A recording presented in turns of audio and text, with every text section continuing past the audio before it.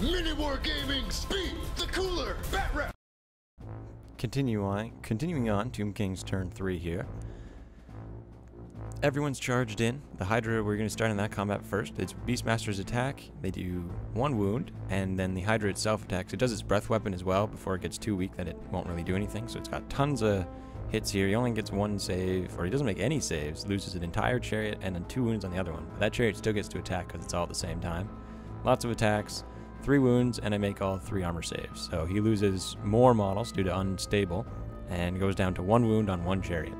The Cold One Knights, now they get to attack first because they do all have always strike first. I'm not sure why I gave them that banner in hindsight, but it let them re-roll every phase, which is certainly good. And they swing away, cutting into those skeletons, hitting on 3s, or hitting on 4s re-rolling because the prince is there. And so they did a bunch of wounds, and he only makes 2 of those ward saves, so 4 skeletons are killed right there. And then he gets like 40 attacks back because they all have 1 attack, but they get additional attack, and they're in a horde, so they get 3 ranks. And then there's the Tomb Prince as well as the rest of the unit there. So they attack. The no wounds are done. They've got a 2-up armor save on those knights, and these are basically the higher initiatives that are going first. Swings away, and the mounts then bite at the same time. Now here comes the giant unit. Tons of attacks, tons of hits, but I only actually fail 1 armor save. So only 1 knight dies. So I actually won combat by 1 when he charged me with that horde. On the other side, though, with the spearmen standing up against the tomb guard, they get to attack first, hitting on 3s, re-rolling, but they need 5s to wound. So they only actually killed 2 skeletons there. And then he attacks back. He's hitting on 4s, but he wounds on 2s, and I don't get an armor save. So a bunch of my guys die. I have to do a leadership check, which I fail, and then he chooses to overrun. And I rolled a 6, and he rolls a 6. So all of my spearmen are dead. So those Tomb Kings now have easy access to the flank of my knights and my Hydra. They just need to turn around. Dark Elves turn 3. The Dreadlords with the crossbows decide to charge into the flank of the skeleton horde here.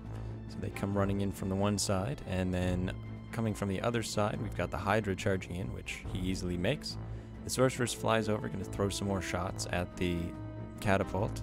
Get a bunch of power dice, but he does get 6, and I actually make my channel this time. Chill Wind fires away. D6. I'm just hoping for 1 wound. If I get a wound, it can't shoot. And I roll off. I do no wounds to it. I use Blade Wind trying to hit the casket there because close combat attacks could kill them. Throw a bunch of dice at it, but he throws more and his are better. So no spells go off there. Bunch of crossbows shoot at the tomb guard. Hopefully we can thin them out a bit because they seem to be just cutting through my guys and do 1 wound. The Hydra Beastmasters finish off that last chariot. Well, it gets to attack back. 4s to hit, 6s to wound, does 1 wound. I fail my first armor save and my regen, so it goes down to 3 wounds. But then the Hydra attacks, and that's that for the chariot. Hydra turns around, getting ready to also flank into the back of this big horde of Tomb King skeletons. And the Knights still go first, re-rolling to hit on 4s. They get a bunch of hits. They're wounding on 3s.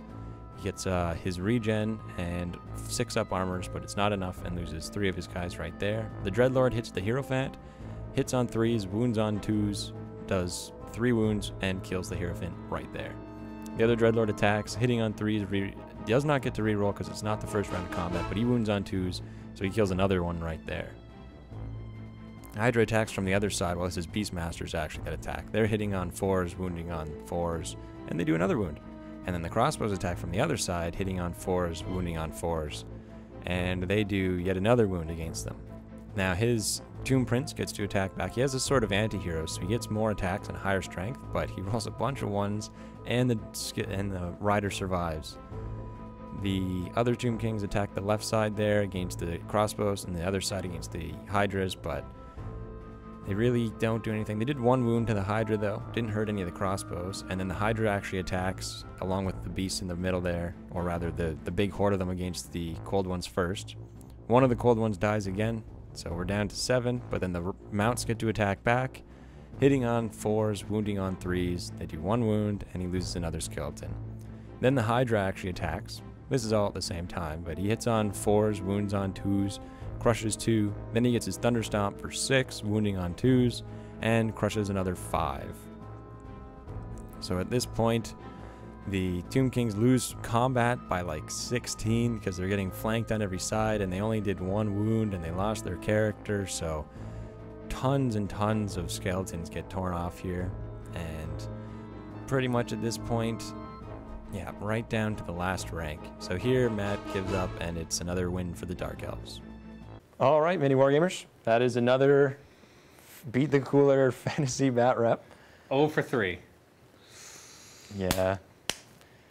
I need to add some more units to my army, but we'll talk more about that in the post-game show. So stay tuned for that post-game show, Vault members. And remember, go to miniwargaming.com/challenge to challenge MiniWargamer to a Batrep. And I will beat Owen in my next battle report. He will.